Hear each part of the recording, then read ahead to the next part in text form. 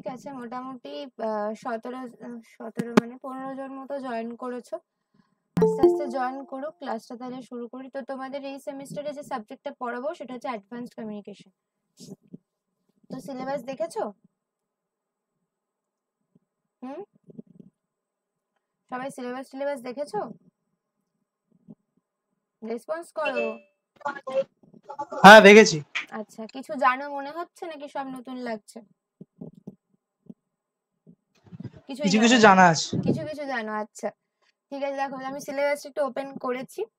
তো অ্যাডভান্স কমিউনিকেশনে যেমন নাম সেরকম সাবজেক্ট, অ্যাডভান্স কিছু কমিউনিকেশন সিস্টেমস আমরা পড়বো। যেরকম প্রথমেই যদি আমরা দেখি, আমরা আমাদের স্যাটেলাইট সিস্টেমটা পড়বো। স্যাটেলাইটের থ্রু দিয়ে যে কমিউনিকেশনস আমরা করি, সেখানে আমরা স্যাটেলাইটের বিভিন্ন রকম যে অরবিটে স্যাটেলাইট থাকে সেগুলোর ব্যাপারে জানবো। কেপলারস ল যেগুলো স্যাটেলাইট ফলো করে সেগুলো জানবো। এখানে যে মাল্টিপল অ্যাক্সেস যে টেকনিক গুলো ইউজ হয় সেগুলোর ব্যাপারে জানবো। মাল্টিপল অ্যাক্সেস তো আমরা আগেই দেখে নিয়েছি, তোমাদের আগের সেমেই ছিল মাল্টিপল অ্যাক্সেস, আগের সেমেই বলা হয়েছে মাল্টিপল অ্যাক্সেস এর ব্যাপারে। তো এখানে স্যাটেলাইটে সেটার কিভাবে কি ইমপ্লিমেন্টেশন সেটাতে আমরা দেখবো। দাঁড়াও এক মিনিট। তো তার আগে যেটা বলছিলাম, আমাদের সিলেবাসটা একটু আগে দেখি। হ্যাঁ, তো স্যাটেলাইটের ট্রান্সপন্ডার কি সেটা জানবো, সবকিছু আস্তে আস্তে জানবো। তারপরে র্যাডারের ব্যাপারে জানবো। র্যাডার হচ্ছে রেডিও ডিটেকশন অ্যান্ড রেঞ্জিং।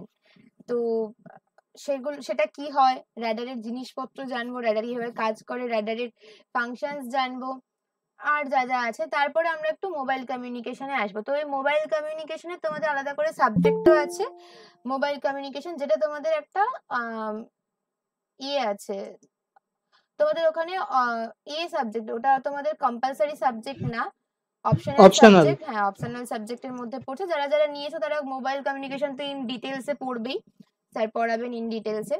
এখানে একটু ছোট পার্ট আছে, আমরা একটু আমাদের যে বিভিন্ন জেনারেশনের যে কনসেপ্ট গুলো আছে সেগুলো একটু দেখবো, কিভাবে কি ইভ্যালুয়েশন হয়েছে। একটু সেলুলার সিস্টেমের ব্যাপারে জানবো, এখন আমাদের যে ওয়্যারলেস সিস্টেম সেটা জানবো। তাছাড়া আমাদের যে এমনি আমাদের মোবাইল সিস্টেমের যে ব্লক ডায়াগ্রাম ব্যাপারটা জানবো, একটু বেস স্টেশন কি সেসব জানবো। তারপরে যদি এগোই ইউনিট 4 এর দিকে আসি, সেখানে আমরা একটু অ্যান্টেনা পড়বো, কি কি টাইপস এর অ্যান্টেনা আছে সেগুলো দেখবো। অ্যান্টেনার যে প্রপার্টি গুলো আছে, কোন প্রপার্টিটা কি বোঝায়, কোনটার কি সিগনিফিকেন্স, সেগুলো জানবো। এই করে অ্যান্টেনাটা খুব ডিটেলসে তোমাদের নেই, একটু ওভারভিউই আছে। আর প্যারামিটার গুলো ভালো করে পড়বো, যা যা আছে আমাদের প্রপার্টিজ এর মধ্যে, এই যে বিম উইড, ইম্পিডেন্স, এই সব কিছু দেখবো। রেডিয়েশন প্যাটার্ন, ডিফারেন্টের জন্য রেডিয়েশন প্যাটার্ন ডিফারেন্ট হয়, সেগুলো দেখবো। এই এতগুলো টাইপের অ্যান্টেনার আমাদের বেসিক, প্রিন্সিপাল আর অ্যাপ্লিকেশন গুলো আছে, সেগুলো দেখবো, অনেক পরের কথা। তারপরে অপটিক্যাল কমিউনিকেশনে আসবো। অপটিক্যাল কমিউনিকেশন মানে যেখানে আমাদের লাইট ওয়েভের থ্রুতে, অপটিক্যাল ওয়েভের থ্রুতে, অপটিক্যাল সোর্সেস ইউজ করে আমরা যেখানে কমিউনিকেশন করি সেখানে দেখবো। তো ফাইবার অপটিক কেবলের ব্যাপার স্যাপার জানবো, তার থ্রু দিয়ে কি করে কমিউনিকেশন হয়, কি কি ফলো করে, আমাদের কি কি লাইট সোর্স আছে, কি কি ডিটেক্টর আছে, তারা কিভাবে কাজ করে। তাছাড়া আরো অনেক কিছু লাগে আমাদের অপটিক্যাল কমিউনিকেশন যেখানে আমরা করি। যেমন এখানে নাম দেখতে পাবে, এখানে লেখা আছে কাপলার, কানেক্টার, স্প্লাইসেস, এই সব কিছুর ব্যাপারে টুকটুক করে জানবো। তো এই তোমাদের মোটামুটি ওভারঅল সিলেবাস। তাহলে দেখতে গেলে কি কি আছে, স্যাটেলাইট কমিউনিকেশন আছে, র্যাডার আছে, তোমাদের মোবাইল কমিউনিকেশনের পার্ট আছে, আর তারপরে অ্যান্টেনা আছে, আর অপটিক্যাল কমিউনিকেশন আছে। ব্যাস, এই মোটামুটি সিলেবাস। অপটিক্যালের লাস্টের দিকে গিয়ে ডাব্লিউডিএম আছে, এসএস আছে। এসএস তো স্পেকট্রামের ব্যাপার স্যাপারও আমরা দেখেছি, এই সবই টুকটাক যা আছে। আজকে আমরা যেটা শুরু করব সেটা হচ্ছে, আমরা শুরু করব একদম প্রথমেই যেটা আছে স্যাটেলাইট কমিউনিকেশন, সেখান থেকেই শুরু করব, ঠিক আছে? মোটামুটি যেরকম আছে সেই অ্যাকর্ডিংই পড়বো আস্তে আস্তে। প্রথমেই স্যাটেলাইট দিয়েই আমরা শুরু করব, কারো কোনো অসুবিধা নেই? তো লিখে ফেলি কি শুরু করব। আমি একটু ধরে ধরে লেখার চেষ্টা করছি।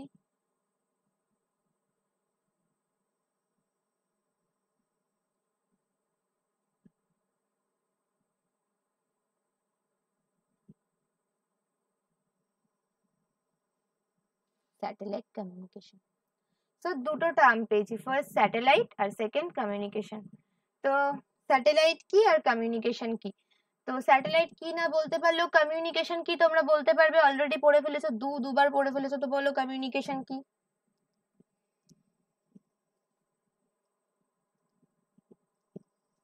বলো কমিউনিকেশন বলতে কি বুঝি? The process of transferring information or sharing information from sender to receiver. Success is called successful communication. Successful communication without medium? Of course, with medium. Okay, so you have to mention that also, right?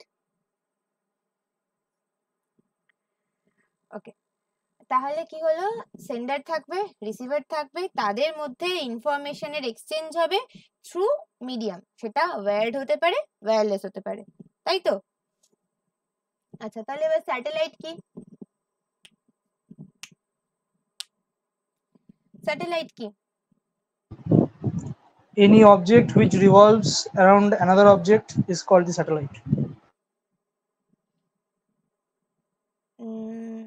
তুমি যদি একটা জায়গায় দাঁড়িয়ে থাকো, আমি যদি তোমার দিকে তোমাকে সেন্টারে রেখে চারপাকে ঘুরি, আমি স্যাটেলাইট? না, actually you have to mention one more word, সেটা হচ্ছে ইন স্পেস। ঠিক আছে, তাহলে কি বললে, যেটা বললে সেটা ইন স্পেস। তাহলে the word satellite mainly refers to an object which revolves around sun, earth or any other object in space. ঠিক আছে, এটা কি লিখতে হবে না মোটামুটি বুঝে গেছো? এই কথাটাকে লিখে দিতে হবে? কে আবার হাত তুলছে, কিছু করছে কি জানি? হাত তুলো না বাবা, বলো, মুখে বলো। হ্যাঁ, মুখে বলবে, আমি তো অন্য স্ক্রিনে থাকি, বুঝতে পারি না। তাহলে কি বললাম, an object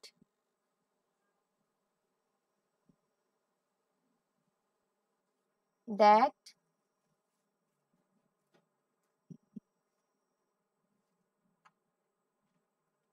revolves around। আচ্ছা, অবজেক্টের জায়গায় কি সেলেস্টিয়াল বডি লেখা যেতে পারে? হ্যাঁ, লেখা যেতে পারে, বাট তোমাদের বোঝার সুবিধার জন্য অবজেক্টই লেখো। দ্য সান, পুরো বড় হাতে কেন লিখতে শুরু করে দিলাম? The sun, the earth or any other object.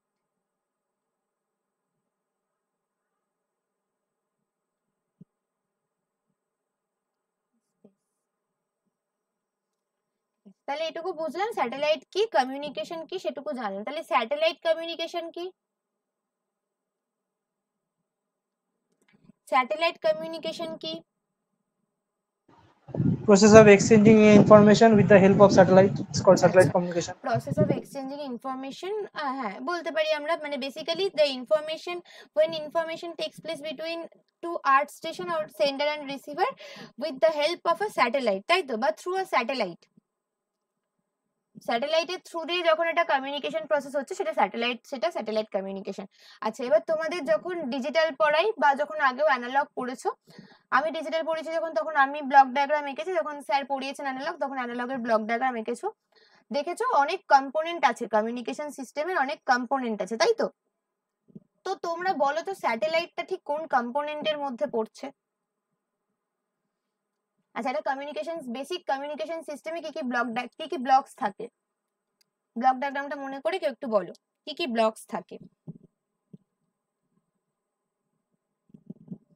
কারোর মনে আছে? Sender, communication channel, receiver. না, এরকম থাকে কি, প্রথমে কি থাকে? ট্রান্সমিটার, সোর্স ইনফরমেশন থাকে, আমাদের একটা সোর্স ইনফরমেশন থাকে, তাই তো?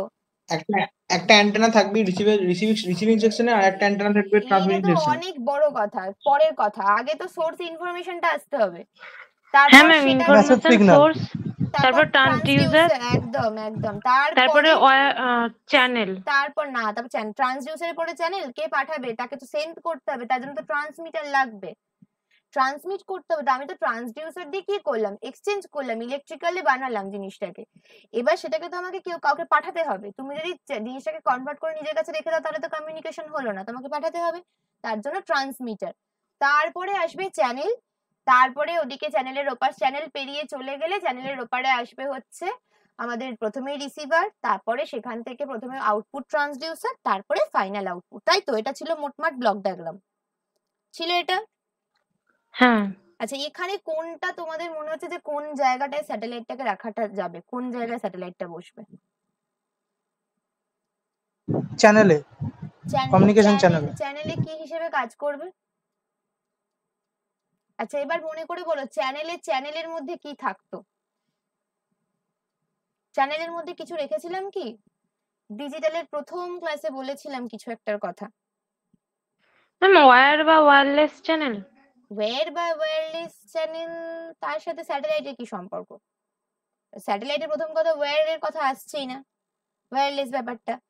তো আমি বলছি কি অ্যাজ আ ওয়ার্ড ফাংশনটা কিসে হিসেবে ফাংশন করে, কোন ব্লকটা আমি বলতে পারবো যে এইটা আমার, এইখানে আমি ইমপ্লিমেন্ট করতে পারি স্যাটেলাইটটাকে, এটার ইমপ্লিমেন্টেশন স্যাটেলাইট।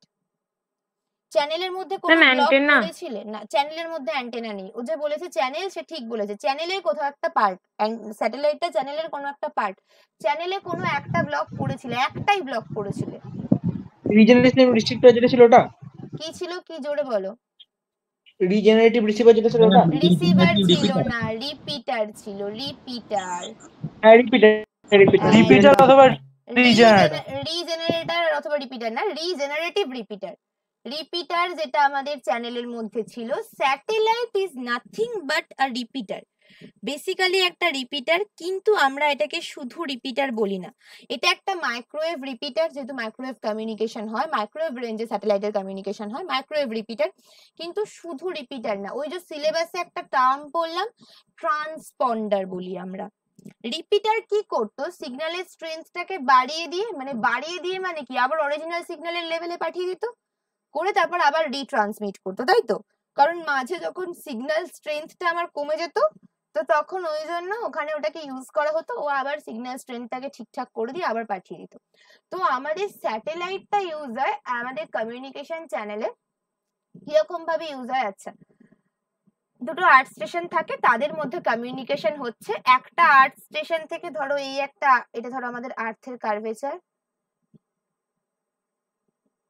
এখানে একটা আর্থ স্টেশনের অ্যান্টেনা আছে, এইখানে আর একটা আর্থ স্টেশন আছে, এটা এর অ্যান্টেনা। এটা 1 আর্থ স্টেশন 1, ES1 লিখছি আমি, আর্থ স্টেশন যাদের মধ্যে কমিউনিকেশন হচ্ছে। এটা আর্থ স্টেশন 2। এইখানে কোথাও একটা আমার স্যাটেলাইটটা আছে, আমি একটা যাচ্ছে তাই আঁকছি, স্যাটেলাইট বুঝতে পারলেই হলো তোমরা। এটা আমার স্যাটেলাইট, এই আর্থ স্টেশন এখানে ডেটা পাঠালো, তারপর স্যাটেলাইটের থ্রু দিয়ে এখানে এলো। বোঝা গেছে কিভাবে কমিউনিকেশন হচ্ছে? কিভাবে কমিউনিকেশন হচ্ছে বোঝা গেছে? হ্যাঁ।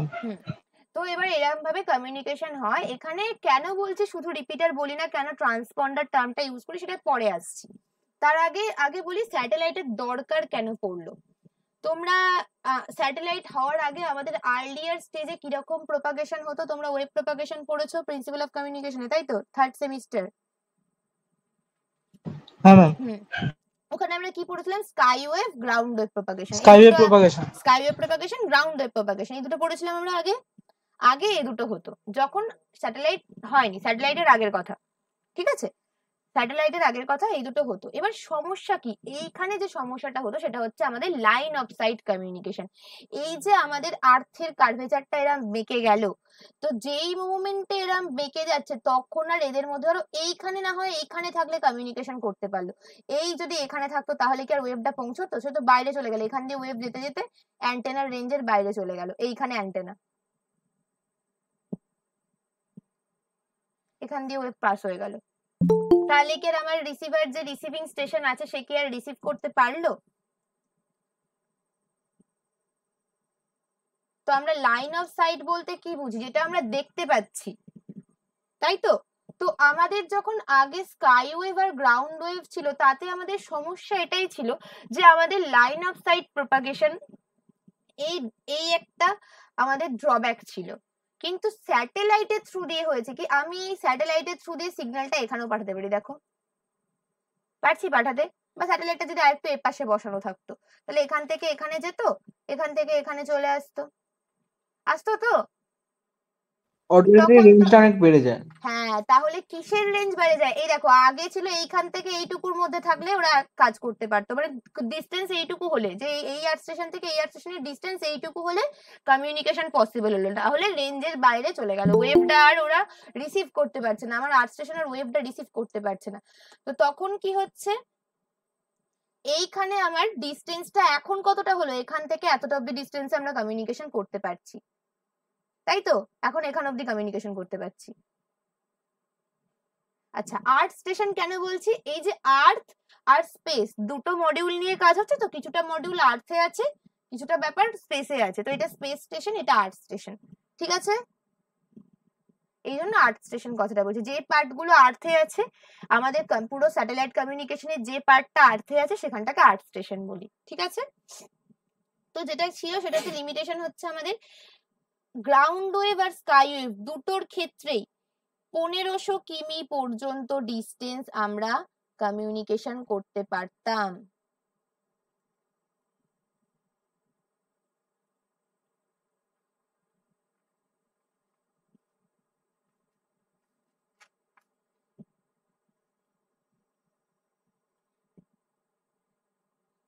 তাহলে দুটোর ক্ষেত্রেই কি সমস্যা? আমরা 1500 কিমি ডিস্টেন্স কভার করতে পারছি, কিন্তু তাহলে কি তার বাইরে কমিউনিকেশন করব না? কেন করব না? করতে হবে আমাদের, তার বাইরেও কমিউনিকেশন আমাদের দরকার, তার বাইরেও কমিউনিকেশন করা। তো তখন রেঞ্জ বাড়ানোর জন্য আমাদের স্যাটেলাইট অনেক হেল্প করলো, ঠিক আছে? বোঝা গেছে? এটা বোঝা গেছে যে কেন এলো প্রথমেই।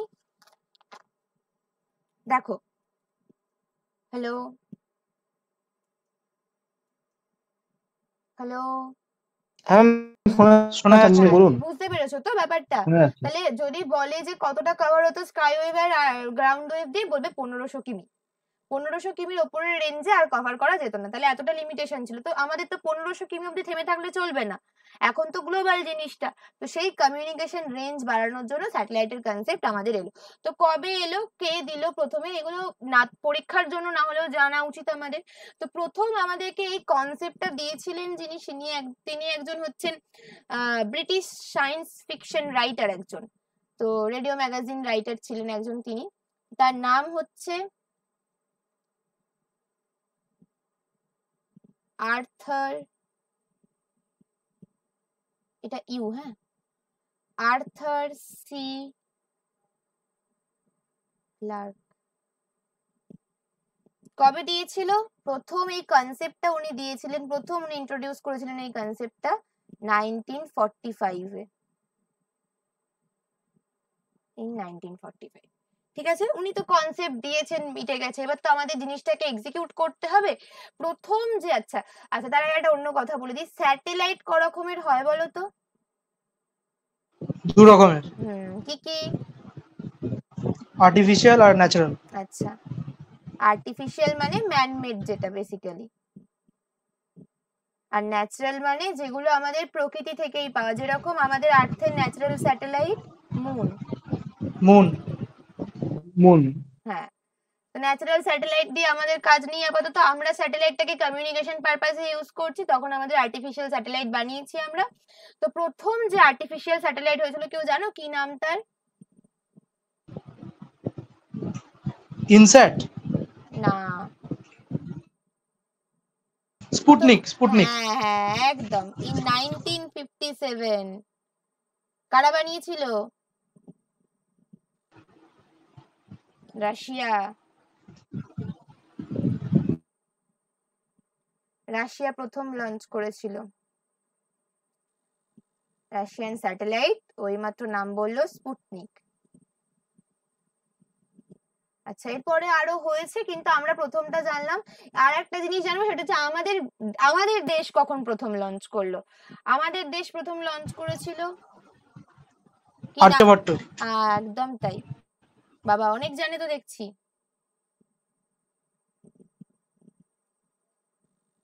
একদম ডেট দিয়ে লিখি, 19 এপ্রিল 1975।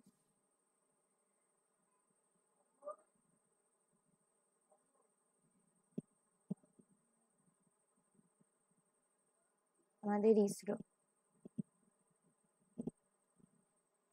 ঠিক আছে, এই গেল আমাদের একটু হিস্ট্রিও জানা হয়ে গেল। তাহলে প্রথম 1945 উনি প্রপোজ করেছিলেন জিনিসটা, ইন্ট্রোডিউস করেছিলেন কনসেপ্ট। তারপরে রাশিয়া থেকে প্রথম লঞ্চ হয়েছিল স্পুটনিক। তারপরে আমাদের ইন্ডিয়া থেকে হয়েছে যখন, সেটা হচ্ছে প্রথম আর্যভট্টা, সেটা 1975। তা এখন তো আমাদের চলছে ব্যাপার স্যাপার স্যাটেলাইটে। তো এই হচ্ছে আমাদের স্যাটেলাইটের কনসেপ্ট। তো এবার স্যাটেলাইটের থ্রু দিয়ে আমরা বেসিক্যালি কি করি, কমিউনিকেশন করি। কি বললাম, যে আমাদের একটা আর্থ স্টেশন থাকে, সেখান থেকে আমাদের সিগন্যাল যায়, স্যাটেলাইটে যায়। স্যাটেলাইট সেই সিগন্যালটা অনেক দূরের কোনো একটা অন্য রিসিভিং আর্থ স্টেশন যেখানে, সেখানে পাঠায়। তো এখানে পড়ার সময় কেন বললাম যে স্যাটেলাইটকে শুধু রিপিটার বলা যাবে না, তার কারণ হচ্ছে, বড় তো ট্রান্সপন্ডারের ডিটেলস পড়াবোই, এখন একটু বলে দিই। এই ধরো আমি যে আঁকলাম, তখন যদি কার্ভেচার দিয়ে নাও আঁকি, শুধু দুটো আর্থ স্টেশন আঁকি, তাতেও হবে। এটা আমার একটা আর্থ স্টেশন, এটা একটা আর্থ স্টেশন। এটা ধরো আমার স্যাটেলাইটটা। ম্যাম একটু প্রিভিয়াস পেজ দেবেন? হ্যাঁ নিশ্চয়ই।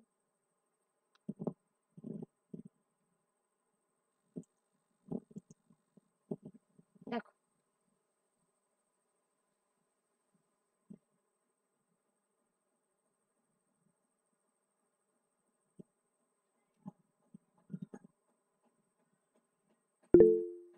হ্যাঁ ম্যাম বলছি।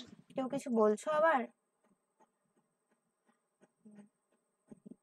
আচ্ছা, তো কি হয় আমাদের, এই যে দুটো আর্থ স্টেশনের মধ্যে, ধরো এই আর্থ স্টেশনটা সেন্ডিং বা ট্রান্সমিটিং আর্থ স্টেশন, এখান থেকে একটা সিগন্যাল যাচ্ছে।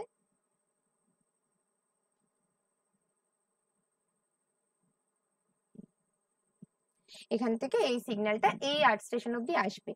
এই যে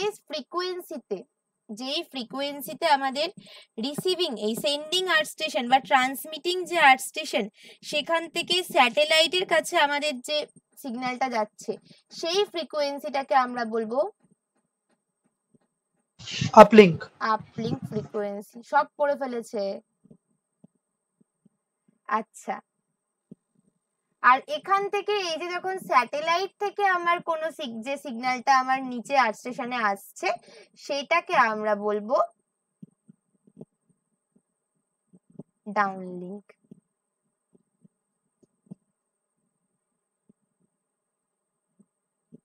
সাপোজ ধরো এটা F1 and এটা F2, ঠিক আছে, and F1 is not equal to F2। আচ্ছা, যে বলছিলে সে কি আর একটা জিনিস বলতে পারবে, F1 বড় না F2 বড়? F1 greater than F2। আর কেন? কারণ ফ্রিকোয়েন্সি বেশি মানে হচ্ছে জেনারেশন পাওয়ারটা বেশি লাগবে, আর স্যাটেলাইট যেহেতু একটা ব্যাটারি পাওয়ার ডিভাইস, তাই জন্য ও কম ফ্রিকোয়েন্সি, যতটা কম ফ্রিকোয়েন্সি জেনারেট করে মেসেজটা পাঠানো যায় সেই চেষ্টা করবে। আচ্ছা, হ্যাঁ একদমই তাই। ও যেটা বললো, যদি না বুঝতে পেরে থাকো আবার বলে দিই আমি। বেসিক্যালি যত বেশি ফ্রিকোয়েন্সির সিগন্যাল তুমি জেনারেট করবে, তত আমাদের কি হবে, বেশি পাওয়ার লাগবে সেই সিগন্যালটা জেনারেট করতে। এবার স্যাটেলাইটের কাছে নিজেই তো লিমিটেড পাওয়ার আছে, আমরা তো ওকে বেশি পাওয়ার দিতে পারি না, তো সেই পাওয়ারটাতে তো লিমিটেড একটা ফ্রিকোয়েন্সি সিগন্যালই জেনারেট করতে পারবে। তাই যেহেতু দুটোকে আলাদা রাখতে হবে, আপলিঙ্ক আর ডাউনলিঙ্ক, তাই আপলিঙ্কটাকে বেশি রাখা হয়। যেহেতু আমরা এটা আর্থ স্টেশন থেকে পাঠাচ্ছি, আমাদের কাছে এনর্মাস পাওয়ার আছে, আমরা চাইলেই বেশি ফ্রিকোয়েন্সি সিগন্যাল জেনারেট করতে পারবো, কারণ আমরা তো আর্থ স্টেশন থেকে অপারেট করছি জিনিসটা। তো সেই জন্য F1টা সবসময় বড় F2 থেকে। যদি কোনো এরকম এক্সাম্পল আসে, জেনারেলি আমাদের বললাম মাইক্রোওয়েভ রেঞ্জে হয় এটা। তো মাইক্রোওয়েভ রেঞ্জের মধ্যে একটা আছে আমাদের 6/4, তাহলে এটা আমার আপলিঙ্ক আর এটা ডাউনলিঙ্ক। 6/4 মানে হচ্ছে 6 গিগাহার্জ, মাইক্রোওয়েভ রেঞ্জ, আর এটা হচ্ছে 4 গিগাহার্টজ। আচ্ছা, মাইক্রোওয়েভ রেঞ্জও আবার অনেক ব্যান্ডে ভাগ করেছি আমরা। মাইক্রোওয়েভ রেঞ্জটাকে C band, K U band, K A band, এইসব ব্যান্ডের মধ্যে এইটা যেরকম আমাদের সি ব্যান্ডের মধ্যে পড়ছে, এটা আমাদের সি ব্যান্ড। মাইক্রোওয়েভ রেঞ্জটাকে যে ব্যান্ড গুলোতে ভাগ করা আছে এটা আমাদের সি ব্যান্ডে, সেটা আমরা আস্তে আস্তে দেখবো। যখন ফ্রিকোয়েন্সি অ্যালোকেশনের জায়গাটা পড়বো তখন এই পার্টটা দেখে নেবো যে কি কি ব্যান্ডে ভাগ করেছে। অনেক সময় প্রশ্ন এসে যায় যে এই ব্যান্ডের ফ্রিকোয়েন্সি রেঞ্জটা বলো, তো ওখানটা আমরা তখন দেখে নেব। তো এরকম ভাবে আপলিঙ্ক আর ডাউনলিঙ্ক। আচ্ছা, আপলিঙ্ক আর ডাউনলিঙ্কটাকে বেসিক্যালি আলাদা রাখা হয় নয়েজ ইন্টারফারেন্স, এই ইন্টারফারেন্স থেকে বেসিক্যালি মানে জিনিসটাকে ইন্টারফারেন্স থেকে অ্যাভয়েড করার জন্য, সেই জন্যই আমাদের মেইনলি আপলিঙ্ক আর ডাউনলিঙ্ক ডিফারেন্ট রাখা হয় ফ্রিকোয়েন্সি। আর যেহেতু বললাম যে যেহেতু ডিফারেন্ট রাখতে হবে, আর যেহেতু স্যাটেলাইটের কাছে লিমিটেড পাওয়ার, তাই জন্য আমরা কি করি, আমাদের আর্থ স্টেশন থেকে যেটা পাঠাচ্ছি সেটাকে বেশি ফ্রিকোয়েন্সি পাঠানো হয়। দেখো এটুকু বোঝা গেছে?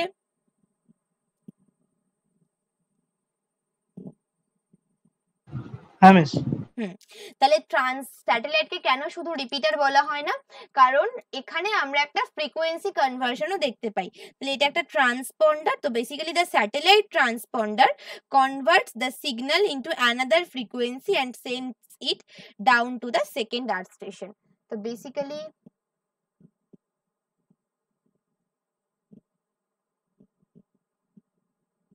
the satellite transponder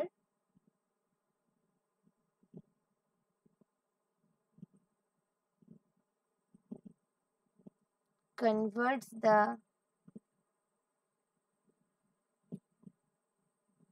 received signal, যেটা ও রিসিভ করছে, রিসিভ সিগন্যাল মানে যেটা স্যাটেলাইট রিসিভ করছে, রিসিভ সিগন্যাল মানে এই পাশের রিসিভিং সাইডের সিগন্যালটা না, যেটা স্যাটেলাইট রিসিভ করছে, রিসিভ সিগন্যাল ইনটু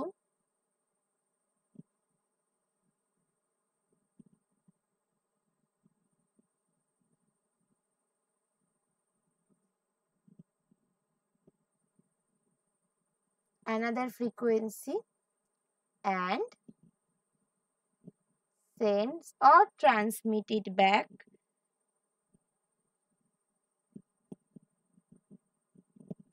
না লিখে ডাউন লেখো, down to the second earth station.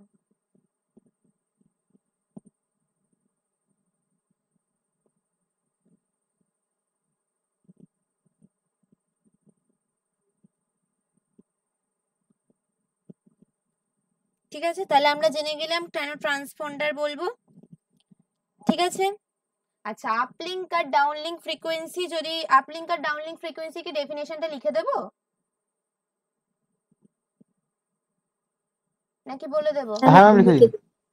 আচ্ছা আচ্ছা, আপলিঙ্ক ফ্রিকোয়েন্সি তো, আচ্ছা তার আগে একটা কথা বলিনি, আপলিঙ্ক ফ্রিকোয়েন্সি কি বললাম, যে ফ্রিকোয়েন্সিতে আমাদের সেন্ডিং যে বা ট্রান্সমিটিং যে আর্থ স্টেশন সেটা স্যাটেলাইটকে সিগন্যাল পাঠাচ্ছে। ঠিক আছে, এবার এই যে চ্যানেলটা, এই আমাদের ট্রান্সমিটিং আর্থ স্টেশন থেকে স্যাটেলাইটের মধ্যে এই যে ওয়্যারলেস চ্যানেলটা, এটা তো চ্যানেল আলটিমেটলি একটা, সেটাকে বলবো আপলিঙ্ক চ্যানেল। ঠিক আছে, আর এইটাকে আমরা বলবো, এই যে স্যাটেলাইট থেকে ডাউন, এটা আমাদের রিসিভার আর্থ স্টেশন, সেটাকে আমরা বলবো downlink.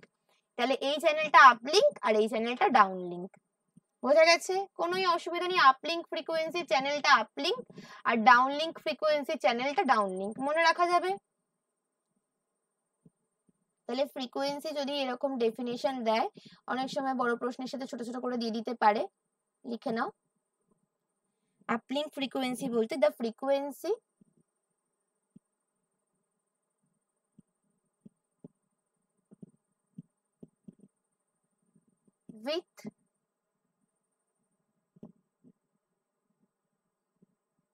with which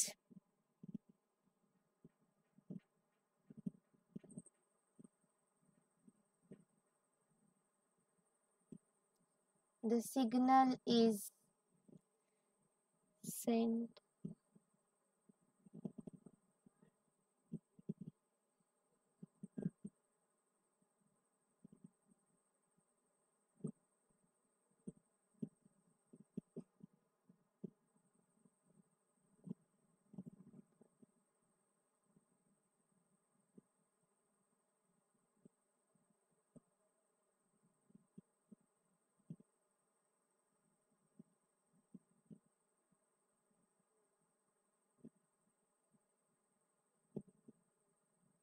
uplink frequency, ঠিক আছে। আর ডাউনলিঙ্ক হচ্ছে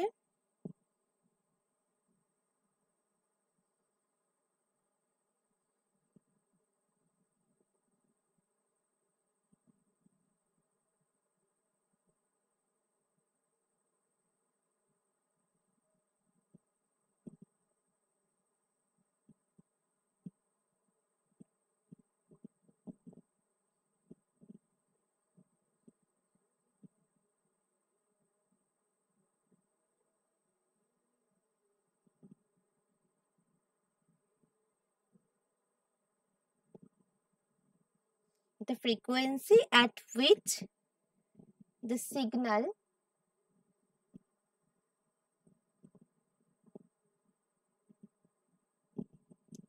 is sent by the transponder or the satellite sent by the transponder is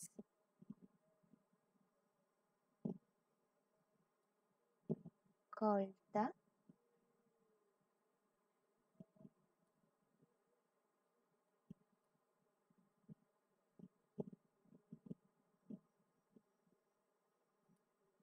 downlink frequency। দেখো এতটা বোঝা গেছে?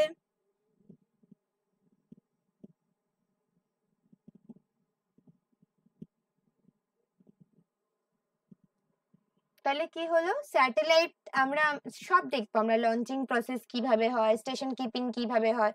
তো স্যাটেলাইটটা বেসিক্যালি যখন একটা অরবিটে ফিক্সড হয়ে গেল, স্যাটেলাইটটা কি করে, আমাদের আর্থ স্টেশন স্যাটেলাইটকে সিগন্যাল পাঠায়, সেই স্যাটেলাইটের থেকে সিগন্যালটা আবার আমাদের যে রিসিভিং আর্থ স্টেশন সেখানে অব্দি পৌঁছয়। এটা হচ্ছে মেন কাজ আমাদের স্যাটেলাইট কমিউনিকেশনের। এটুকু বোঝা গেছে?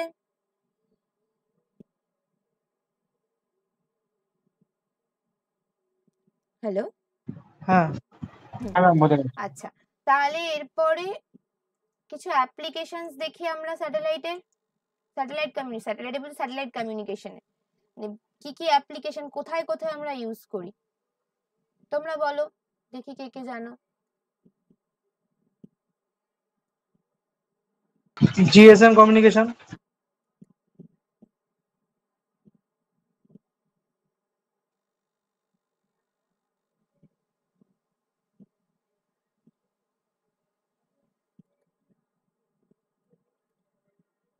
আর জিপিএস, জিপিএস নেভিগেশন বেসিক্যালি, তাই তো? আচ্ছা, আর কোথায় আর কোথায়? আর একটা মিলিটারি পারপাসেস। মিলিটারি পারপাসের তো অনেক পরের কথা, হয় না না হয়, অবশ্যই হয়। ম্যাম ব্রডকাস্টিং এর ক্ষেত্রে ব্যবহার করা হয়? ব্রডকাস্টিং এর জন্য ইউজ করা হয়, আমাদের যে রেডিও টেলিভিশন যে ব্রডকাস্টিং হয় সেগুলো ওখান থেকেই হয়, মিলিটারি পারপাস। আচ্ছা, সেকেন্ড কে বললে রেডিও টেলিভিশন ব্রডকাস্টিং। আর এখনো ইম্পর্টেন্টটা বলনি কেউ, খুব ইম্পর্টেন্ট একটা আছে, কি বলতো?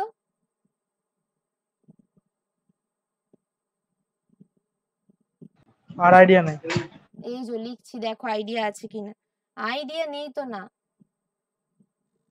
বৃষ্টি কেন ওয়েদার শুরু ফোরকাস্টিং, হচ্ছে না, ঠিক ঠিক। বৃষ্টি কেন শুরু হচ্ছে না, খালি তো খবরের কাগজ দেখতে, খবরের কাগজ, টিভি, সব জায়গায় চেক করতে থাকো, কবে থেকে হবে, কবে থেকে হবে।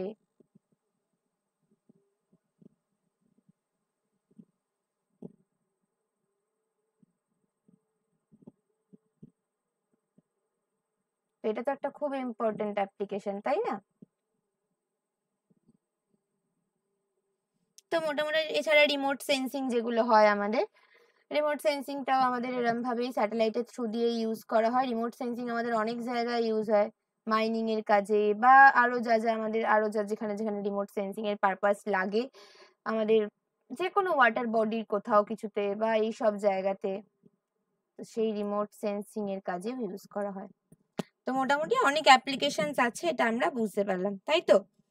এবার আমরা স্যাটেলাইটের কিছু মানে ব্যাপার স্যাপার, কিছু পজিশনস, কিছু টার্মস এইসবের মধ্যে আসি একটু, ঠিক আছে? তো বেসিক্যালি স্যাটেলাইটটা আমরা এখন আমাদের আর্থের রেসপেক্টে স্যাটেলাইট গুলো পড়বো, তাই তো? আমাদের পৃথিবীকে নিয়ে তাতে যে আমরা স্যাটেলাইট গুলো ব্যবহার করছি বা যা যা হচ্ছে সেইখানে আমরা জিনিসপত্র পড়বো। তো আমাদের যে স্যাটেলাইট গুলো রোটেট করছে বেসিক্যালি, সেটা আমরা ধরে নিই এরকম একটা, ধরো এই আমাদের আর্থ, যত বাজেই একই ধরে নেবে আর্থ, ঠিক আছে? এটা আর্থ,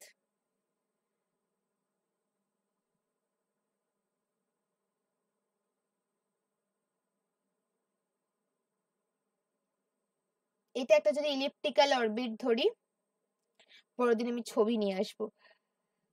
এটা যদি একটা ইলিপ্টিক্যাল অরবিট ধরি, তাহলে ইলিপ্টিক্যাল অরবিট মানে বুঝতে পারছো?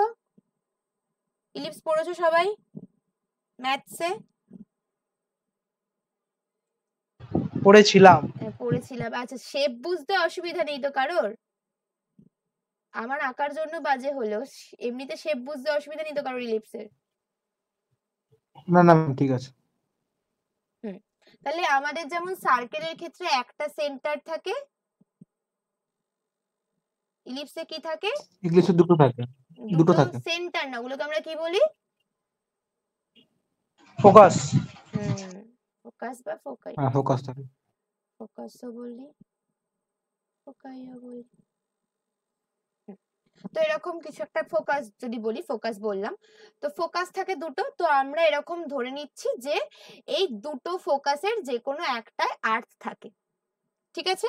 দিয়ে আমাদের স্যাটেলাইটটা, এই যে স্যাটেলাইটটা এঁকেছিলাম একটা বিচ্ছিরি দেখতে, এরকম ডানা,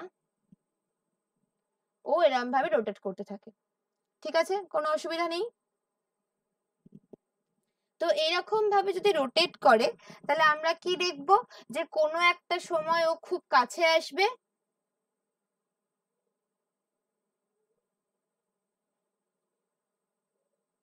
আর কোনো একটা সময় ও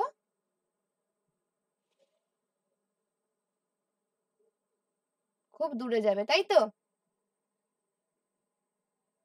দেখো, দেখে বলো। হ্যাঁ কোনো একটা সময় খুব কাছে এসছে, কোনো একটা সময় খুব দূরে গেছে। আমরা তো আমাদের আর্থের জন্য এগুলো পড়েছি, তাই তো? আমাদের পৃথিবীর নিয়েও তো এই এরকম পজিশন আমরা দেখেছি ইলিপ্টিক্যাল অরবিটের জন্য। তো এখানেও সেরকম আছে। তো এই পজিশনটাকে আমরা বলি, এই যে ডিসটেন্সটা, এই যে খুব মিনিমাম, অ্যাপোজি। হ্যাঁ, অ্যাপোজি আর পেরিগ্রি টার্মটা ছিল না, কোনটা আর কোনটা ভুলে গেছি। হ্যাঁ সেটাই, তাই বলো, তুমি এত কনফিডেন্টলি বললে। পেরিগ্রি না, অ্যাপোজি আর পেরিজি। গ্রি না, দুটোই জি ডাবল ই, তারপরে আর নেই কোনো, ঠিক আছে? এটাকে আমরা পেরিগি বলি, ছোটটা। বাংলায় যেটা আমরা অপসুর অনুসুর পড়তাম। আর এই যে বড় ডিস্টেন্সটা, তাহলে একটা যদি পেরিগি হয় অন্যটা অ্যাপোগি, এটাই খুব স্বাভাবিক, এটাকে বলি অ্যাপোগি, ঠিক আছে? তাহলে ক্লোজেস্ট ডিস্টেন্সটা আমাদের পেরিগি, আর যেটা আমাদের ম্যাক্সিমাম যে ডিস্টেন্স সেটাকে আমরা বলবো অ্যাপোগি। তো যদি এটা যদি কখনো এরকম পরীক্ষায় আসে তো লিখতে পারবে, কোনো অসুবিধা নেই।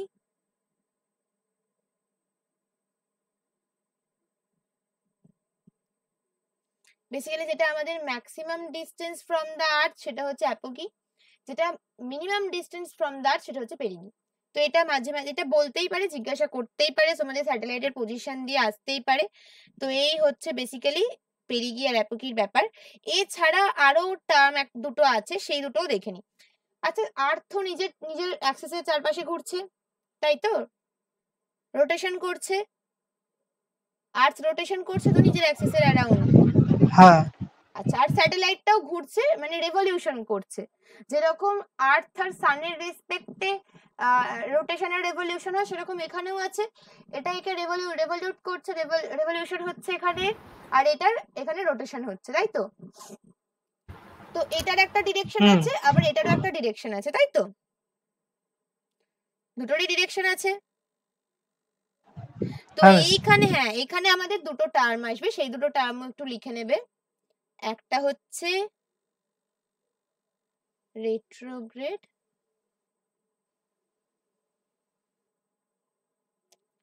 আর একটা হচ্ছে পসিগ্রেড।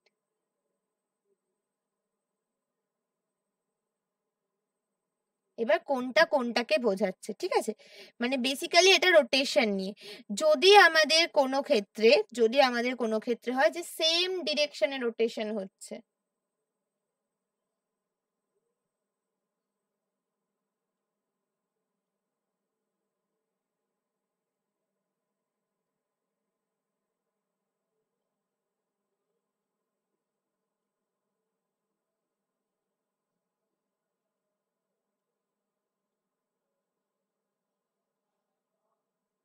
মানে ধরো দুটোই ক্লকওয়াইজ ঘুরছে, বুঝতে পেরেছো? হ্যালো হ্যালো হ্যাঁ মিস। দাঁড়াও, ভুল লিখেছি। হ্যাঁ, যদি সেম ডিরেকশনে ঘোরে সেটাকে আমরা বলবো পসিগ্রেড। আর রেট্রোগ্রেডটা কি তাহলে? যদি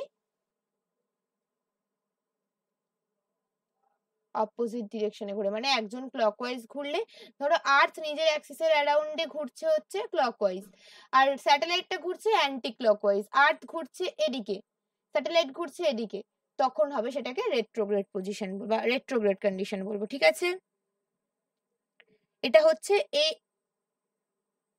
সেই অরবিটটাকে বলবো পসিগ্রেড, আর সেই অরবিটটাকে বলবো রেট্রোগ্রেড। দেখো এই দুটো টার্ম বোঝা গেছে। আচ্ছা, তোমাদের যদিও অঙ্ক আসে না, বাট তাতেও যদি কখনো কোথাও এই টার্মটা আসে, স্যাটেলাইটের হাইট বলতে কিন্তু এই যে স্যাটেলাইটের ডিস্টেন্সটা আর্থের সারফেস থেকে, সেটা শুধু না, আর্থের যে জিও সেন্টার, মানে আমাদের আর্থের যে সেন্টার অফ গ্র্যাভিটি, যেটা একদম সেন্টার, যেটা সেখান থেকে পুরো স্যাটেলাইটের ডিস্টেন্স, তাহলে আমাদের আর্থের রেডিয়াস প্লাস এই ডিস্টেন্সটা, টোটালটা নিয়ে হবে স্যাটেলাইট হাইট, ঠিক আছে? তো এটা তোমাদের অঙ্ক আসে না, বাট তাও বলে দিলাম। তো এই হচ্ছে আমাদের পজিশন। অঙ্ক আসে না আর বলবেন না, এবারে যা পেপারে করলো। সেটাও ঠিক কথা।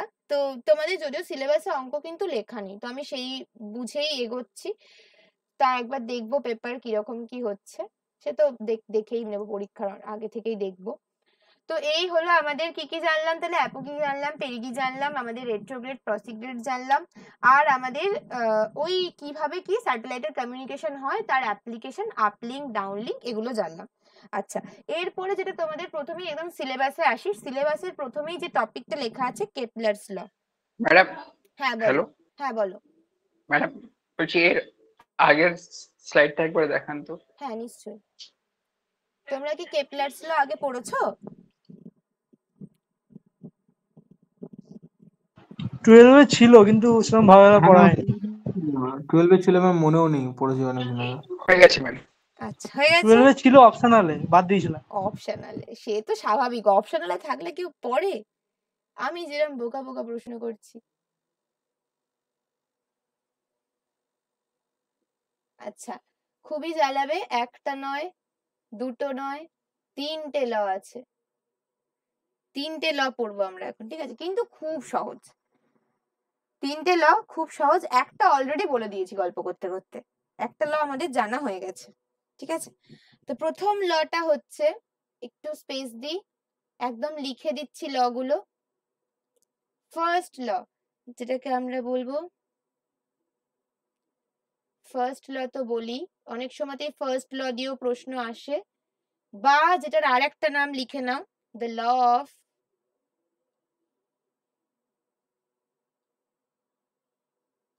Ellipse. The law of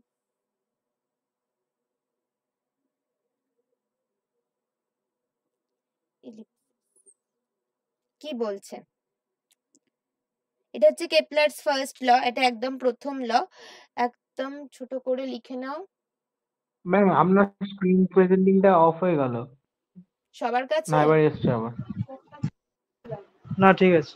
the path, যেখানটা বুঝতে পারবে না এখনই বলবে, কারণ লেখাটা যদি পরে বুঝতে না পারো তখন আবার অসুবিধা।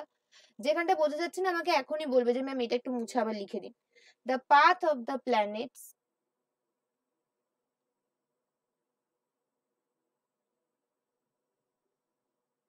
মাউস দিয়ে লিখছেন না স্টাইলাস দিয়ে? পেন ট্যাবের যে পেনটা সেটা দিয়ে লিখছি। আমি একটু বাজেই লিখি, এখানে একটু অসুবিধা হয় আর কি।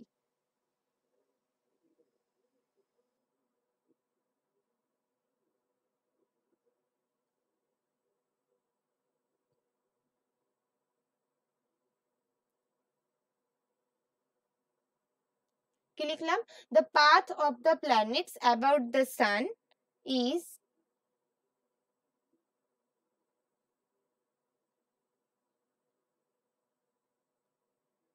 elliptical in, নিচের লাইনে লিখে ফেলেছি।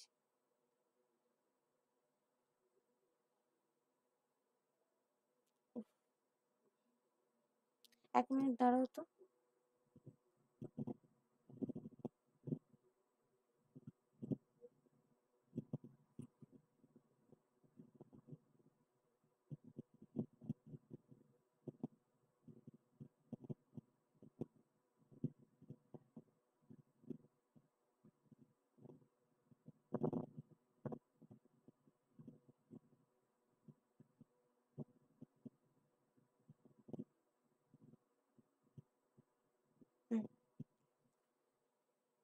In shape with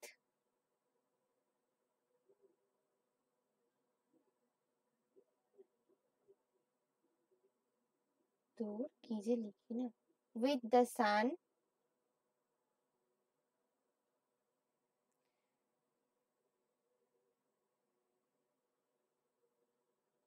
with the center of the sun লেখো তো। with the center of the sun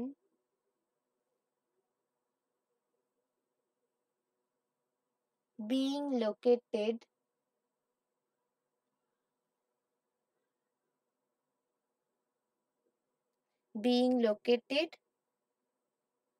at one focus। তো যেটা আমি বললাম যে এটা তো প্ল্যানেটারি মোশনের জন্য আমাদের বেসিক্যালি কেপলারস লটা। তো উনি যেটা বলেছিলেন সেটা হচ্ছে basically the path of the planets, আমাদের যে প্ল্যানেট গুলো সানের অ্যারাউন্ড রিভলভ করে সেগুলোর যে আমাদের পাথটা সেটা হচ্ছে ইলিপ্টিক্যাল ইন নেচার, মানে ইলিপস। আর আমরা যেটা আঁকলাম যে এরকম শেপে হয়, তো সেই শেপের, আর তাতে কি না যে দুটো ফোকাস আছে, সান তার মধ্যে একটাই থাকে। তো এটাই যদি আমরা আমাদের যে স্যাটেলাইটের ক্ষেত্রে মানে স্যাটেলাইটের জন্য যদি আমরা এটাকে রিপ্লেস করি, সেটা কিরকম ভাবে আমরা বলবো? আমরা বলবো স্যাটেলাইটের রেসপেক্টে ভাবলে দ্য পাথ অফ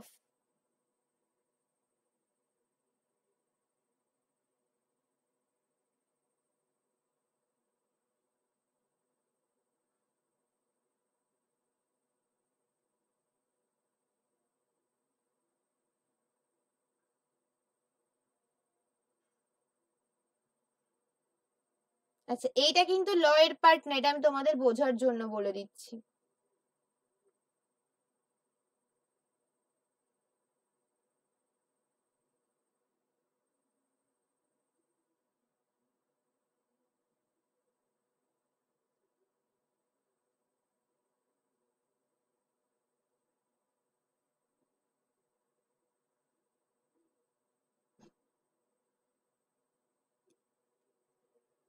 তাহলে আমাদের লটা হচ্ছে এটা।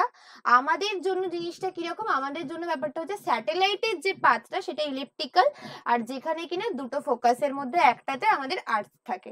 বোঝা গেছে? কিন্তু ল লিখতে দিলে তোমাদেরকে এটাই লিখতে হবে, এটা আমাদের স্যাটেলাইটের জন্য, এটা তো আমাদের প্ল্যানেটারি মোশনের ল, বাট আমরা স্যাটেলাইটে এভাবে ইমপ্লিমেন্ট করেছি। স্যাটেলাইটের পাথটা ইলিপ্টিক্যাল, আর আমাদের আর্থ সেখানে ইলিপস, এই যে ইলিপসটার একটা ফোকাসে, দুটো ফোকাসের মধ্যে একটা ফোকাসে আমাদের আর্থ থাকে। বোঝা গেছে? দেখো ফার্স্ট ল বোঝা গেছে।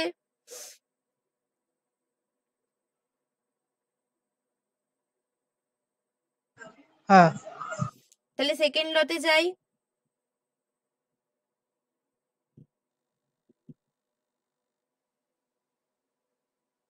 সেকেন্ড লতে যাব। হ্যাঁ তাহলে সেকেন্ড লটার আবার দুটো নাম আছে, মানে সেকেন্ড ল বাদ দিয়ে, সেকেন্ড ল কথাটা বাদ দিয়ে দুটো নাম আছে।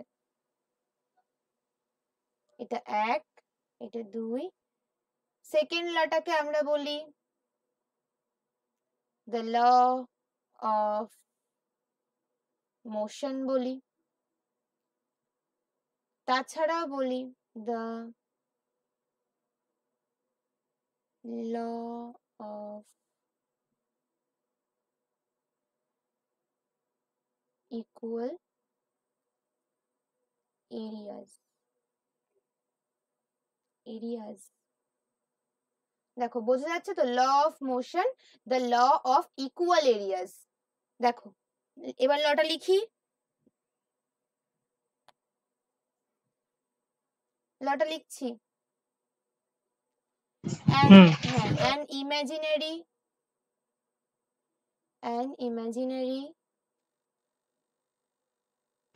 এটা ওই লটা না যে ডান দিক বাঁ দিকে যে এরিয়াটা ঘুরবে সেই দুটো সমান? ডান দিক বাঁ দিকে ল না, এটা হচ্ছে ইকুয়াল টাইমে যে জায়গাটা কভার করবে সেই এরিয়াটা সমান। ইকুয়াল টাইমে যে ডিস্টেন্সটা কভার করবে সেটা যদি একটা আমি এঁকে দেখাবো, বুঝতে পেরেছো? ডান দিক বাঁ দিক না লটা। কোথায় গেল? আমি স্ক্রোল করছি কেন, প্রিভিয়াস পেজে আছে। এই যে শেপটা তো এরকম অদ্ভুত, কোথাও বেশি মানে কোথাও কাছে কোথাও দূরে, তো তাতে করে ইকুয়াল টাইমে যে ডিস্টেন্সটা পেরোবে ইকুয়াল টাইমের মধ্যে, সেই যে এরিয়াটা ও সুইপ আউট করবে সেই এরিয়াটা ইকুয়াল হবে। দেখাবো, আমি বুঝিয়ে দেবো, ভালো করে বুঝিয়ে দেবো। আগে লিখে নিই লটা।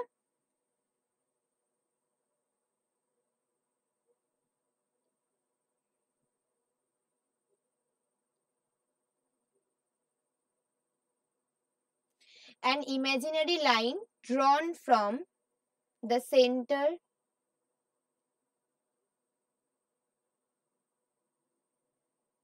of the sun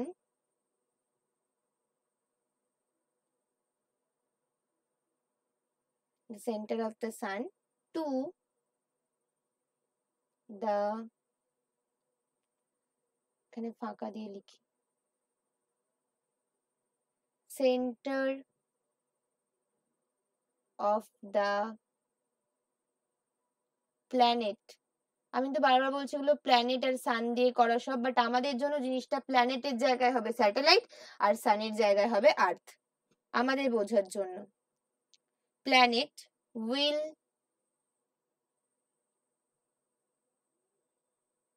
sweep out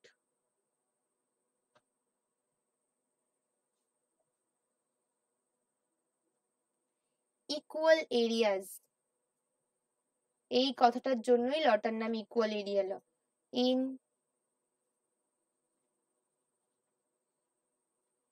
equal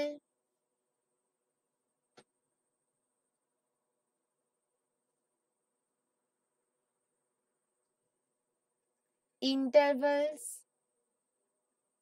of time। কি বলছে, একটা যদি ইমাজিনারি লাইন ড্র করি, এটা ছবিটা থাকলে খুব ভালো হতো, ঠিক আছে আমি আজকে এঁকে বোঝাচ্ছি, যদি বুঝতে না পারো আমি কালকে ছবি নিয়ে আসবো, এটা তখন ভালো করে আবার বোঝাবো। প্রথমে একটু কনসিডার করে নাও, এটা ইলিপসের শেপ একটা,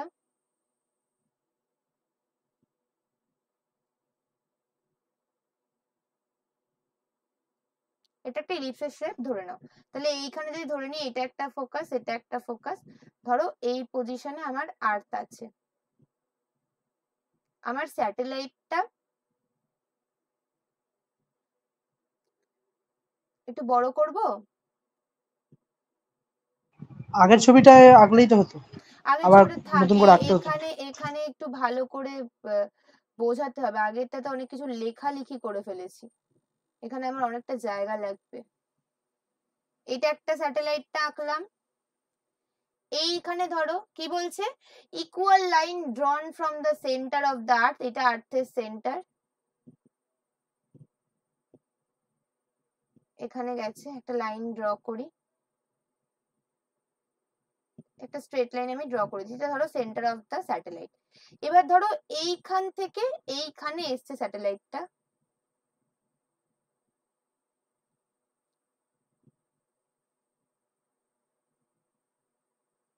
ধরো এসেছে, তাহলে তখন আবার এইখান থেকে এটা তখন এই আমি ভেবেছি এই লাইনটা স্ট্রেট লাইন নেওয়া আছে, তখন আবার এখানে ড্র করলাম সেন্টার অফ দ্য আর্থ থেকে সেন্টার অফ দ্য স্যাটেলাইট। এতটা বোঝা গেছে? এটা ড্র করতে বলেছে, এটা লতে বলেছে যদি ড্র করি, বোঝা গেছে? ধরো এইখান থেকে এইখানে আসতে টাইম নিয়েছে 3 সেকেন্ড, আচ্ছা 3 মিনিট ধরে নাও, সেকেন্ড ধরতে না, 3 মিনিট ধরে নাও, 3 মিনিট। তাহলে কি বলছে, ইকুয়াল টাইম ইন্টারভ্যালে যতটা এরিয়া যাবে, যতটা ডিস্টেন্স কভার করবে, সেই এরিয়াটা সমান হবে। তাহলে একবার 3 মিনিটে ধরো এখানে গেছে, এবার দেখো যত এদিকে আসবে তত ডিস্টেন্স কমবে, তো এইখানে ম্যাক্সিমাম ডিস্টেন্সে ছিল, যত এপাশে আসছে ডিস্টেন্স কমছে, এটুকু সবাই এগ্রি করো কিনা বলো? হুম। আচ্ছা, এবার কি হয়, কিভাবে স্যাটেলাইট নিজের অরবিটে থাকে, কেউ কি বলতে পারবে কিভাবে স্যাটেলাইট নিজের অরবিটে থাকে? একটা ফোর্স তো কাজ করে যেটা আর্থ একটা নিজের দিকে ফোর্স টানে, কাজ নিজের দিকে টানলে তো নিজের দিকেই ওর দিকে আর্থের দিকেই চলে যাবে, একটা ফোর্সে কি হবে? কিন্তু না, আর একটা ফোর্স টান মানে কাজ করে যেটা ঘোরার জন্য, যাকে বলে কেন্দ্র, বল, ওই কি বলেছিল ম্যাম, ভুলে গেছি যেটা Centrifugal বাইরের force। দিকে যাওয়ার চেষ্টা করে। ম্যাম সেন্ট্রিপেটাল ফোর্স আর সেন্ট্রিফিউগাল। একদম সেন্ট্রিপিটাল একটা, কেন্দ্রাতিক আর বল, আর হচ্ছে বহিঃকেন্দ্রাতিক বল। হ্যাঁ, যেটা বাইরের দিকে কাজ করে। তাহলে দুটোর যখন ব্যালেন্স হবে তখনই ও এই পজিশনে দাঁড়িয়ে থাকবে, তাই তো? যদি এর দিকের বলটা বেশি হয়ে যায় তাহলে এদিকে চলে আসবে, আর যদি ও যে রিভলিউশন করছে তার যে ইনার্শিয়ার কারণে যে ফোর্স সেটা যদি বেশি হয়ে যায় তাহলে এদিকে বেরিয়ে যাবে ছিটকে, তাই তো? এটা সবাই ক্লিয়ার? আচ্ছা, এদিকে যেটা কাজ করে সেটাকে আমরা বলি সেন্ট্রিপেটাল ফোর্স, আর যেটাতে আমাদের এই দিকে চলে যায় সেটাকে বলি সেন্ট্রিফিউগাল ফোর্স, ঠিক আছে? তাহলে দুটো কাজ করে বলে আমরা একটা ব্যালেন্সে থাকি। এবার তোমরা বলো তো, এইখান থেকে এইখানে যখন আর্থ আছে, এইখান থেকে আর্থের থেকে এই এত দূরে যখন স্যাটেলাইট আছে, তখন সেন্ট্রিপিটাল ফোর্স বেশি হবে না যখন এইখানে চলে আসবে তখন সেন্ট্রিপিটাল ফোর্স বেশি হবে? যত কাছে আসবে সেন্ট্রিপিটাল ফোর্স বেশি হবে। যত কাছে আসবে বাড়বে, ডিসটেন্স যত কমবে তত আকর্ষণ বেশি হবে, ফোর্সটা বাড়বে। তত ফোর্স মানে পৃথিবীর দিকে আকর্ষণ বেশি হবে। হ্যাঁ, তাহলে ও তো পৃথিবীর দিকে ছিটকে চলে আসবে যখন এইখানে চলে আসবে, কাছে আসতে থাকবে, তাহলে আসে না কেন?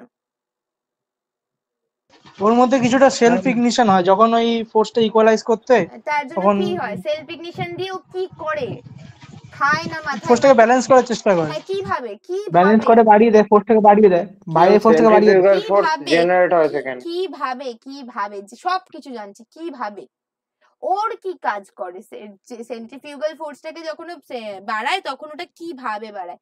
ওর স্পিড বেড়ে যায়, স্পিডটা বেড়ে যায়, হ্যাঁ তাই বলতে চাচ্ছি। যত কাছে আসবে তত এইখানটাও খুব তাড়াতাড়ি কভার করে ফেলে এই ডিস্টেন্সটা, আর এখানে আস্তে আস্তে আস্তে আস্তে যায়, এইখানটাও একদম হুশ করে বেরিয়ে যাবে যাকে বলে একদম, বিকজ এইখানে ওর খুব খুব বেশি আকর্ষণ, তো সেইখানেও বেশিক্ষণ থাকবে না, কারণ ওর সেখানে রাখতে পারবে না নিজেকে। যদি ও স্লোলি যায় তাহলে ওর যে বাইরের দিকে যে ওর যে নিজের রিভলিউশনের জন্য যে ফোর্সটা, যেটা আমরা বলছিলাম যে সেন্ট্রিফিউগাল ফোর্স, সেটা এতটাই কম হয়ে যাবে যে আর্থের সেন্ট্রিপিটাল ফোর্সের জন্য আর্থের দিকে চলে আসবে। তো তোমরা এবার একটা কথা বলো, যখন ও দূরে ছিল তখন 3 মিনিটে যতটা না কভার করবে, যখন ও কাছে আছে তখন 3 মিনিটে তার থেকে বেশি কভার করবে না কম কভার করবে? বেশি কভার করবে। তাহলে আমি বলতে পারি কি, এইখান থেকে যদি এখানে এতটা করে থাকে তাহলে 3 মিনিট পরে আবার আরো 3 মিনিট পরে এখানে চলে আসতে পারে। এটা বেশি ডিস্টেন্স, এখানের থেকে এখানটা বেশি ডিস্টেন্স আসতে পারে। আমি ম্যাথমেটিক্যাল একদম ইয়েতে যাচ্ছি না, বাট বেশি চোখে দেখে বেশি এটা মনে হচ্ছে তো? হ্যাঁ একদম। হ্যাঁ, তাহলে এটাও আবার কত মিনিট লেগেছে? 3 মিনিট। তাহলে আরো যখন আরো কাছে যাবে তাহলে ধরো আরো এখানে চলে এসছে, আরো দূরে চলে এসছে, এটাও আবার 3 মিনিট লেগেছে, এটাও 3 মিনিট। তাহলে তখন আবার এখানে ড্র করতে হবে, এই পয়েন্ট থেকে এইখানে অব্দি সেন্টার। তো আমাদের ল কি বলছে? আমাদের ল বলছে এই যে 3 মিনিটে এই এরিয়াটা কভার করেছিল, এটাও যা এরিয়া, এইটাও তাই এরিয়া, আর এইটাও তাই এরিয়া। যেমন এই ডিস্টেন্সটা বেড়ে যাচ্ছে কমে যাচ্ছে, তেমন এই ডিস্টেন্সটাও বেড়ে যাচ্ছে কমে যাচ্ছে। বুঝতে পেরেছো? হুম। আমাদের ল বলছে এই 3 মিনিটে ও যেটা কভার করেছে এরিয়ার রেসপেক্টে, ডিস্টেন্স না, এরিয়ার রেসপেক্টে, তাহলে এই 3 মিনিটে ও সেটাই কভার করবে এরিয়ার রেসপেক্টে। দেখো বোঝা গেছে সেকেন্ড ল?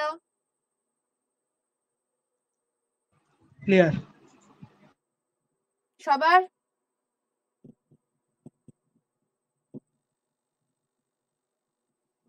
হ্যাঁ ম্যাম বোঝা গেছে। আচ্ছা, নেক্সট তাহলে টাইম। তাহলে থার্ড লয়ে যাই। তাহলে এই জন্য মোশনও বলতে পারি, কারণ এটা মানে কি স্পিড আর ডিস্টেন্স নিয়ে কাজটা, তো আমরা মানে ডিস্টেন্স আর টাইম নিয়ে কাজটা, তো মোশন বলতেই পারি জিনিসটাকে, সেই থেকে ল অফ মোশন। কারণ আমরা দেখো শুধু স্পিড ডিস্টেন্স নিয়ে বলছি না, শুধু টাইম নিয়েও বলছি না, দুটোর মিক্সচার একটা। টাইমের সাথে সাথে ইকুয়াল টাইম থাকলেই যে ওর ডিস্টেন্সটা সেম হবে তার কোনো মানে নেই। টাইম আর ডিস্টেন্স দুটোর একটা ব্যালেন্স নিয়ে কথা বলছি, সেটা হচ্ছে মোশন। সেখান থেকে মনে রাখবে এটা আমাদের স্পিড নিয়ে কথা হচ্ছে, যেহেতু স্পিড বাড়া কমা হচ্ছে তাই ল অফ মোশনও বলি। আর যেহেতু এই কথাটা এসেছে যে ইকুয়াল এরিয়া ও সুইপ আউট করবে, সুইপ আউট মানে যদি এই যে লাইন ড্র করলে যে এরিয়াটা কভার করা ম্যাম হচ্ছে। ইকুয়াল এরিয়ার জায়গাটা একবার বলবেন, মানে এটা ঠিক ক্লিয়ার। হ্যাঁ নিশ্চয়ই, এই দেখো বলছে একটা লাইন টানতে, প্রথমে এই পজিশনে ছিল, প্রথমে স্যাটেলাইটটা এই পজিশনে ছিল এইখানে, তো সেই সময় স্যাটেলাইটের সেন্টার থেকে আর্থের সেন্টার অব্দি একটা লাইন টানলাম, ঠিক আছে? তারপরে এইখানে যখন 3 মিনিট পরে অন্য একটা জায়গায় চলে এলো, তখন এই আর্থের তখন এই লাইনটা সাপোজ এইখান থেকে এখানে অব্দি মুভ করলো, তো লাইনটা এইখান থেকে এখানে অব্দি মুভ করলো, তো এটা হ্যাঁ বলো। ম্যাম। তো যদি ধরো তুমি ধরো তোমার গাড়ির 4 হুইলারের যে ওয়াইপার হয়, ওয়াইপারটা যখন মুভ করে, পরিষ্কার করে কাঁচটা, তুমি কিছু একটা ডিস্টেন্সটাকে ওয়াইপারটাকে মুভ করছো, তো সেই এরিয়াটা পরিষ্কার হচ্ছে, তো একটা এরিয়া পরিষ্কার করছে। তো এখানেও এরম ভাবে ভাবো যে এই লাইনটা একটা এরিয়াকে নিচ্ছে, এরিয়া কভার করছে, সুইপ আউট মানে কভার করছে ধরে নাও, সেই এরিয়াটা সমান হবে 3 মিনিটে যদি এইখান থেকে এখানে এসে থাকে, পরের 3 মিনিটেও যে এরিয়াটা কভার করবে সেই এরিয়াটা সমান হবে। এরিয়া বলতে এই লাইনটা যখন সরে আসছে তখন যে পার্টটা কভার করে আসছে। আমরা ডিস্টেন্স নিয়ে কথা বলবো না, কারণ ডিস্টেন্স সমান নয়, আমি দেখতেই পাচ্ছি এখানে এইটুকু এসেছিল, এই 3 মিনিটে আরেকটু বেড়ে গেল, এই 3 মিনিটে আরো বেড়ে গেল। আচ্ছা ম্যাম, এবার বুঝতে পেরেছি, মানে ডিস্টেন্সটা কম হচ্ছে কিন্তু এদিকে স্পিডটা আপনার বেড়ে যাচ্ছে, তার হ্যাঁ, জন্য তাই অনেকটা জন্য লেন্থ কভার করছে। এরিয়াটা সেম হয়ে যাচ্ছে আমার আলটিমেটলি, কারণ এই হাইটটা বুঝতে পেরেছি। বেড়ে যাচ্ছে, এখানে কমে যাচ্ছে, তো কি হয়েছে, এইখানটা তেমন তো বেড়ে যাচ্ছে। তো আমার ওই জন্য এরিয়া নিয়ে কাজ, আমার হাইট বা ডিস্টেন্স, এই হাইটটা নিয়েও কাজ না, এই ডিস্টেন্সটা নিয়েও কাজ না, আমার পুরো এরিয়াটা নিয়ে কাজ। বোঝা গেছে? লটা হ্যাঁ ম্যাম। এটাই বলছে। দেখো সবার ক্লিয়ার? তাহলে থার্ড লতে যাই।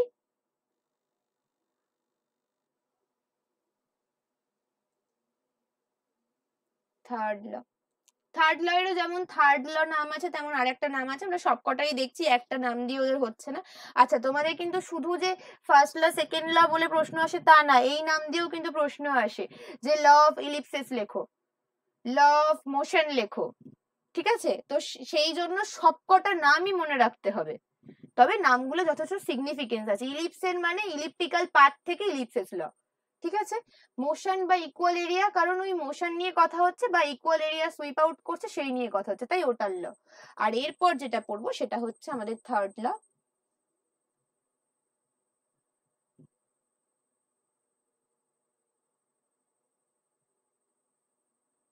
থার্ড লর যে আরেকটা নাম আছে সেটা লিখে নাও, ল অফ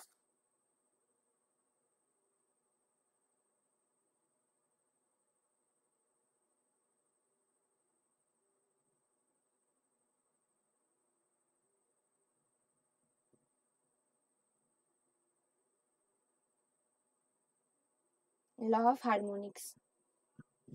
আচ্ছা হারমোনিক্স না, হারমোনিস, এটা ই, হ্যাঁ এটা হারমোনিস, ইএস, হারমোনিস। লিখবো, লটা লিখবো? হুম ঠিক আছে, লেখো। দ্য রেশিও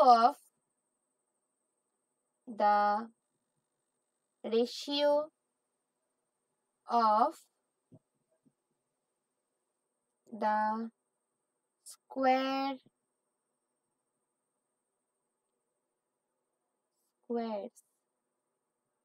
of কিসের square? of the periods of any two planets,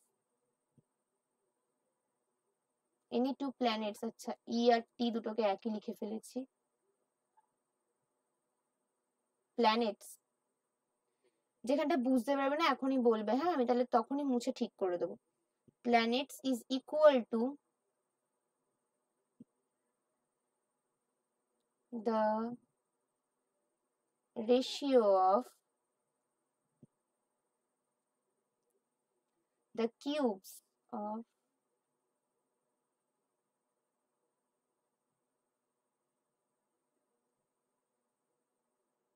the average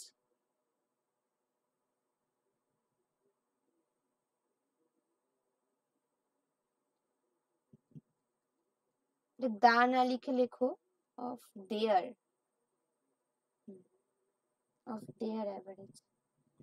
of their average distance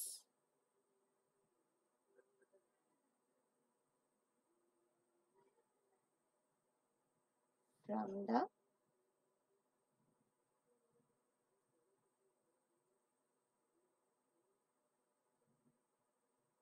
sun। Period বলতে একটা রেভলিউশন কমপ্লিট করতে যতটা টাইম লাগে। হ্যাঁ টাইম পিরিয়ড, বেসিক্যালি ঘুরে আসতে যতটা টাইম লাগছে। আচ্ছা কেউ কি এটা একবারে পড়ে মানে বুঝতে পেরে গেছো? হুম কি বুঝলে বলো, যে বুঝেছো?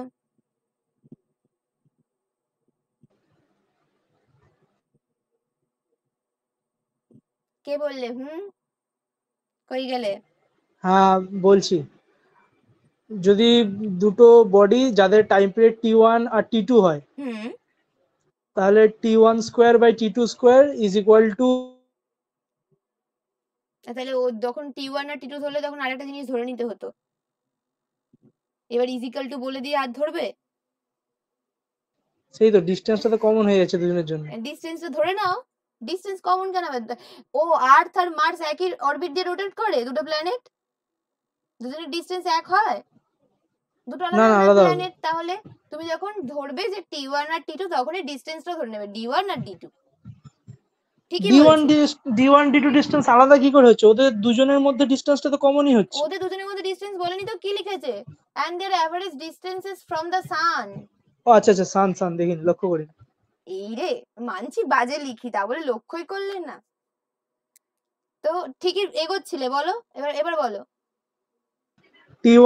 T1 by T2 whole square equals to D1 by D2 whole cube. একদম। আচ্ছা ও যেটা বললো সবাই বুঝতে পেরেছো?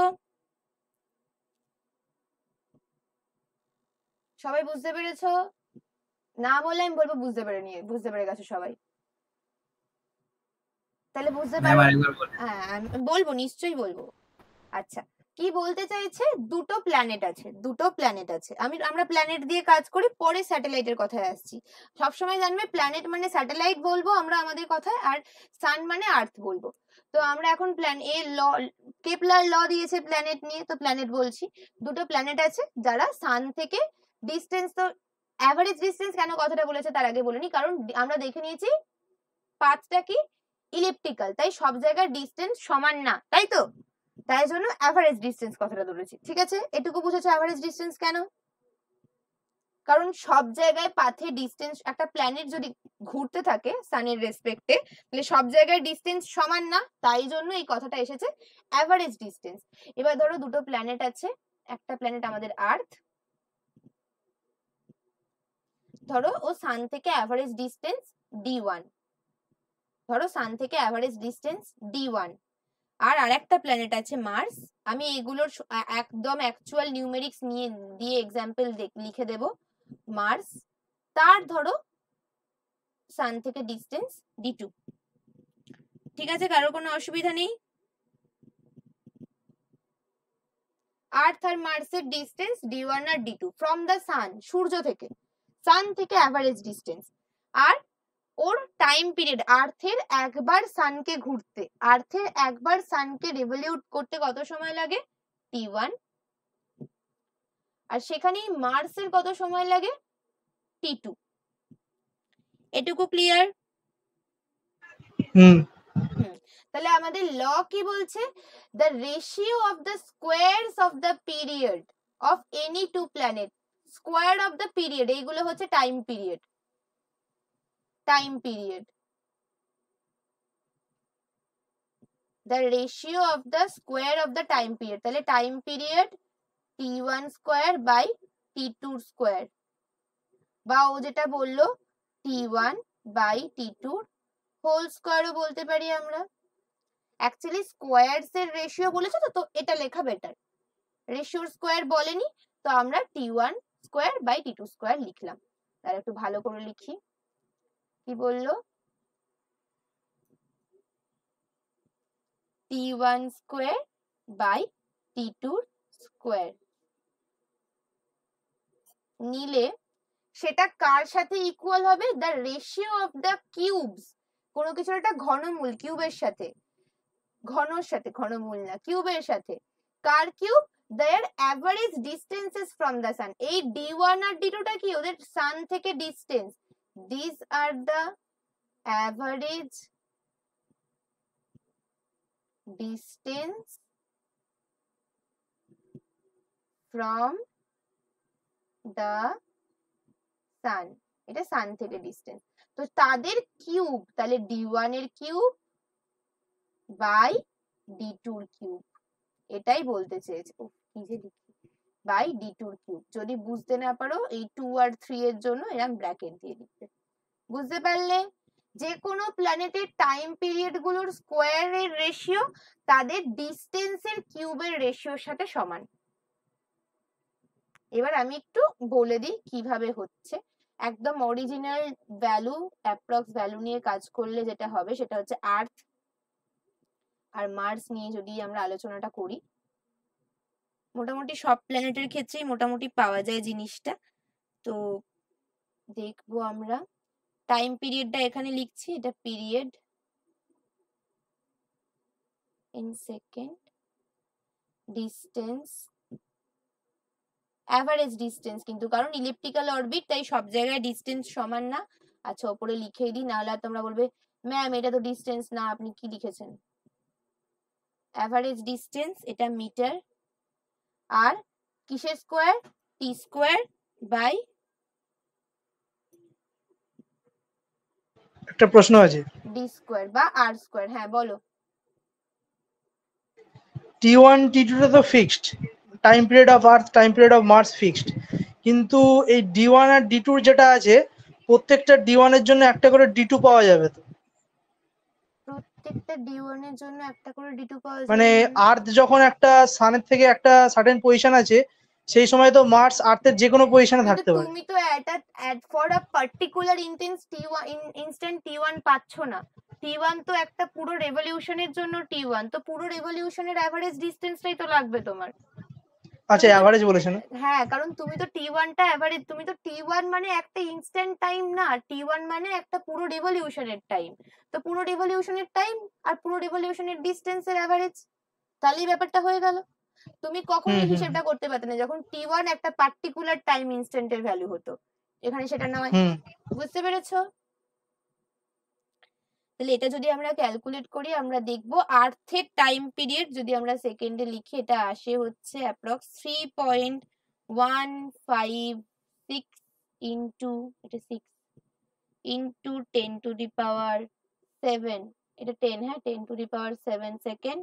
আর এটা হচ্ছে হয় 5.93 ইন্টু 10⁻7 সেকেন্ড। দেখো যেহেতু আর্থ সানের বেশি কাছে মার্সের থেকে, তাই দেখো আর্থের টাইম পিরিয়ডটা কম, কারণ ওকে বেশি তাড়াতাড়ি রোটেট করতে হয়, কারণ ও অনেক কাছে আছে, মানে বেশি কাছে আছে সানের। তো ওকে তাই জন্য ওর সেই সেন্ট্রিফিউগাল আর সেন্ট্রিপিটাল ফোর্সের ব্যালেন্সের জন্য ওর স্পিডটা বেশি হয়। তো স্পিড বেশি যার হবে তার টাইম পিরিয়ড কম হবে, তাই তো? হুম। আচ্ছা, এটার অ্যাভারেজ ডিসটেন্স হয় আর্থের হচ্ছে 1.4957 ইন্টু 10⁻11, আর এটা হচ্ছে 2.278 ইন্টু 10⁻11।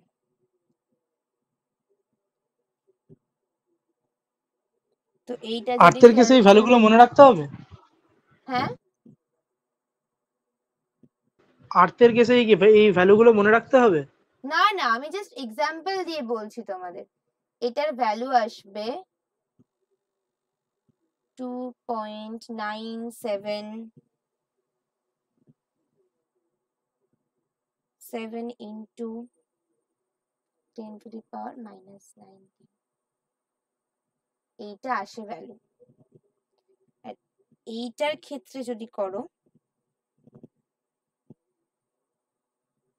বেসিক্যালি এটার মানে তো এরম ভাবে লিখতে পারি আমরা, t1 square by d1 cube সমান, মানে একটা যে কোনো প্ল্যানেটের টাইম পিরিয়ডের স্কোয়ার বাই ডিস্টেন্সের কিউব সমান অন্য প্ল্যানেটের টাইম পিরিয়ডের স্কোয়ার বাই ডিস্টেন্সের কিউব। এটা বলতে পারি তো?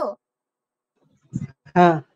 ঘুরিয়ে দিলে শোনো, একটা দুটো প্ল্যানেটের মধ্যে যখন জাজ করব, তো আর্থের করলে এটা আসে t1 square by d1 square, আর এর ক্ষেত্রে আসে 2975.10⁻−19। দেখো অলমোস্ট ক্লোজ ভ্যালু, বুঝতে পেরেছো? এইটুকু এদিক ওদিক হয়ে যায়, এটা অলমোস্ট ক্লোজ ভ্যালু, তো এটা ইকুয়াল বলতে পারি আমরা। তো থার্ড ল বোঝা গেছে? কারোর কোনো অসুবিধা নেই? ক্লিয়ার। ঠিক আছে। আচ্ছা, পরের কনসেপ্টে যাব নাকি আজকে এতটা থাকবে? বলে দিন আর কিছুটা। আর কিছুটা বলে দিই। পড়া শুনতে ভালো লাগছে তো? হ্যাঁ। ঠিক আছে। আর স্যাটেলাইটের পার্টটা খুব ইন্টারেস্টিং, আমার নিজেরই খুব পছন্দের। স্যাটেলাইটের পার্ট খুব ইন্টারেস্টিং, খুব মজার। তো বেসিক্যালি এখান থেকে আমরা এটাও কনক্লুড করতে পারি, এখান থেকে আর একটা জিনিস কনক্লুড করা যায়।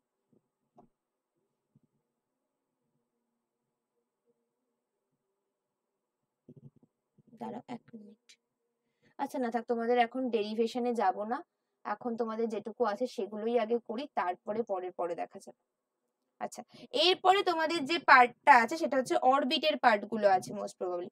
আগে আমরা অরবিট গুলো একটু দেখবো, অরবিটের কিছু ব্যাপার স্যাপার দেখবো, তারপরে আমরা যাব হচ্ছে এরপরে অনেকটাই পরে গিয়ে লঞ্চিং আছে। লঞ্চিং এর ব্যাপার স্যাপার, লঞ্চিং আমি চেষ্টা করবো তোমাদের নোট দিয়ে দেওয়ার, ঠিক আছে? বাট আমি তোমাদের মানে ভার্বালি খুব সহজ করে বুঝিয়ে দেব, বাট নোটটা প্রোভাইড করে দেবো, আমার হাতে লেখা নোট আছে একটা, সেটা দিয়ে দেবো।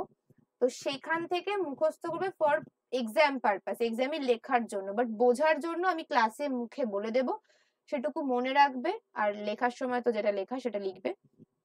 তো এটা আমার ইচ্ছা আছে করার আপাতত, ঠিক আছে? ম্যাম তাহলে কি পরের দিন নেক্সট টপিক স্টার্ট করবেন, না আজকে কিছু বলবেন? না, আজকে একটু কারণ বলবো, আমার আজকে লোড একটু, শেডিং চলছে। হ্যাঁ আজকে একটু বলবো। আমাদের এখানে লোড শেডিং চলছে, বৃষ্টি হয়েছে, তো আমি ফোনে নেটে ক্লাস করছি, শেষ হয়ে এসছে। ঠিক আছে, আমি বলুন যতদূর হয়, না হলে লেফট করে যাবো, নেক্সট দিন দেখে নেবো, আচ্ছা, অসুবিধা একটুখানি নেই। বলে দিই, একটুখানি অ্যাঙ্গেল গুলো বলে দিই, তারপর শেষ করে দেবো। তারপর কালকে গিয়ে আমি অরবিটে যাব, পোলার অরবিট, ইকুইল্যাটারাল ম্যাম নেক্সট ক্লাসে আবার সানডে নেবেন তো? নেক্সট হ্যাঁ সানডে হ্যাঁ হ্যাঁ, যেরকম আছে এই টাইমটা তোমাদের ফিক্সড থাকবে। 1:30 করে? হ্যাঁ, কোনো অসুবিধা নেই তো? না না, না কোনো না ম্যাম, অসুবিধা নেই। অসুবিধা নেই কোনো, ভালোই তো। আচ্ছা ঠিক আছে। হ্যাঁ, তোমাদের সবার কলেজ থেকে চলে আসবে, আরাম করে পড়বে রাত্রিবেলা। এমনি আমাদের সানডে বন্ধ, কলেজ তো এই আমি ছুটি তো আজকে ও রবিবার না। সানডে তো, তাও তো আমি ভুলেই গেছি, এত বাজে আর থাকলাম, নিজেই লজ্জায় মুছে দিলাম। দেখো এটা একটু মোটামুটি আর্থ হয়েছে। আচ্ছা, এটা আমাদের ইকুয়েটরের যে লাইনটা গেছে ধরে নাও, এটা ইকুয়েটর প্লেনটা ধরে নিতে পারি। এবার ধরতে পারো সোজা হয়েছে। আচ্ছা ম্যাম, হেডিং কি দেবো টপিকটা? এটা আপাতত অ্যাঙ্গেল গুলো বলছি আমি, এখন কিছু টপিক, এখন কিছু হেডিং দিও না, আমি এখন অ্যাঙ্গেল গুলোর ব্যাপারে বলছি, একটুখানি জেনে নাও, ঠিক আছে? ঠিক আছে ম্যাম। এইখানে যদি আমি উপর দিকে পোল এগুলো কি নোট ডাউন করবো না করবো না? না, এখানে একটু বোঝো, যখন আমি অরবিট আঁকবো, পরের দিন অরবিট আঁকবো, আজকে অ্যাঙ্গেল গুলো বুঝে নাও, কালকে তাহলে অরবিট গুলো বোঝাতে সুবিধা হবে। ঠিক আছে ম্যাম, ঠিক আছে। ঠিক আছে, আজকে এটা বুঝে নাও আগে। আচ্ছা, বেসিক্যালি এইটা যদি আমার আর্থ হয়, আমি শুধু ই লিখলাম, ঠিক আছে?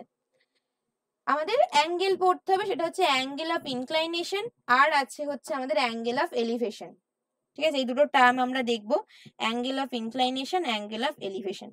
স্যাটেলাইট অ্যাঙ্গেলের মধ্যে তোমাদের অন্য অ্যাঙ্গেল না পড়লেও এই দুটো কেন লাগবে, আমরা একটু জিও সিনক্রোনাস পড়বো, জিও স্টেশনারি আরেকটা পড়বো। আছে না অ্যাজিমুথ অ্যাঙ্গেল? না, এগুলো তোমাদের লাগবে না, তোমাদের সিলেবাসে নেই। আমি তোমাদের এইগুলো কেন বলছি, কারণ আমরা যখন ইকুইল্যাটারাল পড়বো, পোলার অরবিট পড়বো, বা যখন জিও স্টেশনারি, জিও সিনক্রোনাস পড়বো, তখন আমাদের এটা বুঝতে কাজে লাগবে যে ওই অরবিট গুলো কোন প্লেনে আছে। তো সেই জন্য এই অ্যাঙ্গেল গুলো, নাহলে আমি অ্যাঙ্গেল বলতামও না। ওই জন্যই বললাম এটা লিখতে হবে না, এটা শুধু জেনে নাও, ঠিক আছে? অ্যাজিমুথ ফ্যাজিমুথ তোমাদের লাগবে না, তোমাদের সিলেবাসে নেই। তো যেগুলো নেই শুধু শুধু মাথার মধ্যে ঢুকিয়ে লাভ নেই, এগুলো বোঝো, ঠিক আছে? হ্যালো? হ্যাঁ, শোনা যাচ্ছে। হ্যাঁ শোনা যাচ্ছে, বলুন বলুন।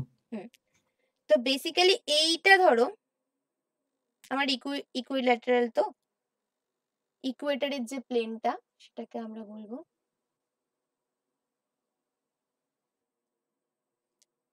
Equatorial plane. এটা ওপর দিকে আমাদের নর্থ পোল, এখানে করি নর্থ পোল, উপরে কোথায় পাঠিয়ে দিচ্ছি আমি, এখানটা আমার নর্থ পোল, কোনো অসুবিধা নেই।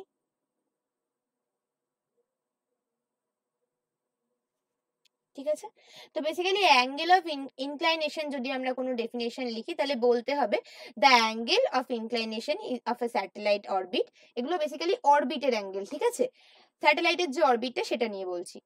The angle of inclination of a satellite orbit is the angle formed between the line that passes through the center of the earth and the north pole.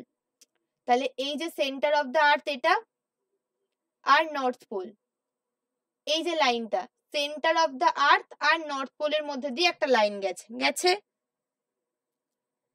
এটুকু বুঝতে পেরেছো? হ্যাঁ, centre of the Earth and the north pole, and এই লাইনটার সাথে একটা লাইনের মধ্যে অ্যাঙ্গেল বলবো। অ্যাঙ্গেল কখন হবে? দুটো লাইনের মধ্যে অ্যাঙ্গেল। এটা একটা লাইন বললো, কোথা দিয়ে যাবে? আর্থের সেন্টার আর নর্থ পোল দিয়ে যাবে। এবার অন্য লাইনটা কোথা দিয়ে গেছে? অন্য লাইনটা বলছে and the line that passes through the centre of the Earth and also which is perpendicular to the plane of the orbit. এবার ধরো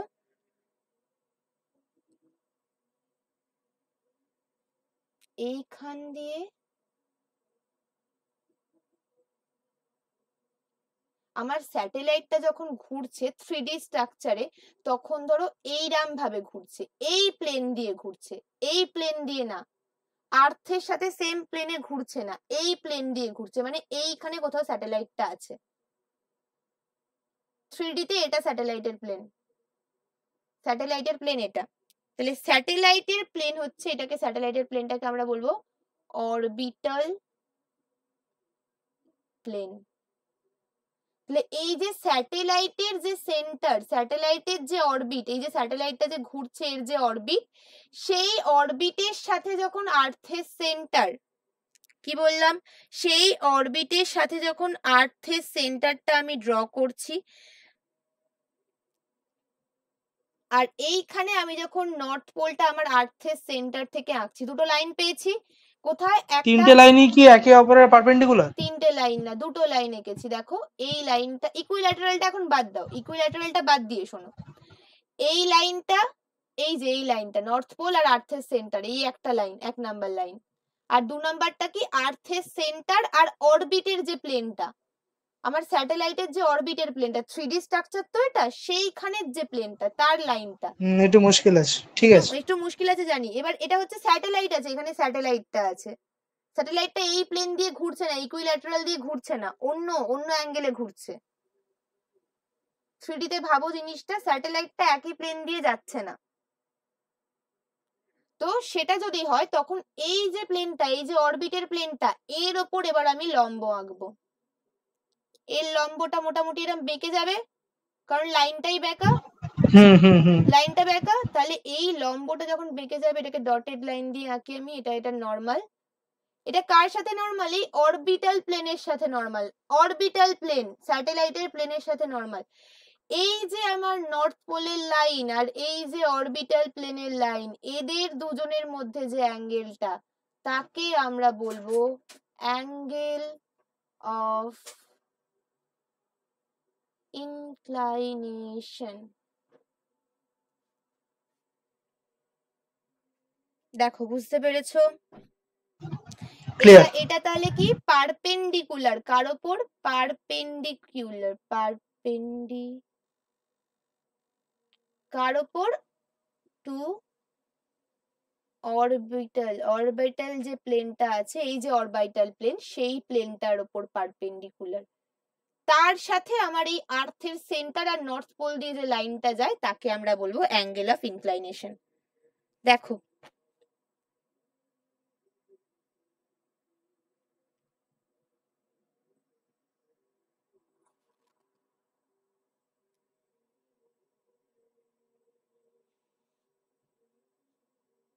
বোঝা গেছে?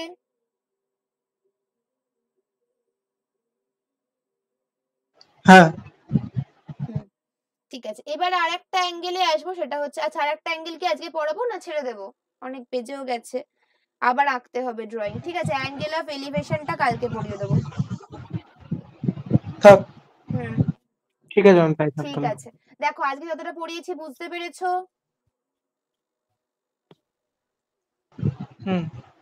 কারোর কোনো অসুবিধা নেই? না না ম্যাম, ঠিক আছে। ঠিক আছে, তাহলে আজকে এতটাই থাক, তোমরা বাড়িতে পড়ো যতটা পড়িয়েছি, তারপর আবার পরের উইকে বাকিটা পড়াবো। ঠিক আছে, পরের উইকে আমরা অরবিট গুলো দেখবো, তারপর আমরা কি করে স্যাটেলাইট লঞ্চ করি সেটা দেখবো, তারপর কি করে সেখানে থাকে, স্টেশন কিপিং কি করে হয় সেটা দেখবো। আস্তে আস্তে এগোবো আমরা, খুব ইন্টারেস্টিং জিনিস, আস্তে আস্তে পড়বো, সুন্দর করে পড়বো। ঠিক আছে, চলো রেকর্ডিংটা অফ করলাম তাহলে। হ্যাঁ ম্যাম, ঠিক আছে। Good night.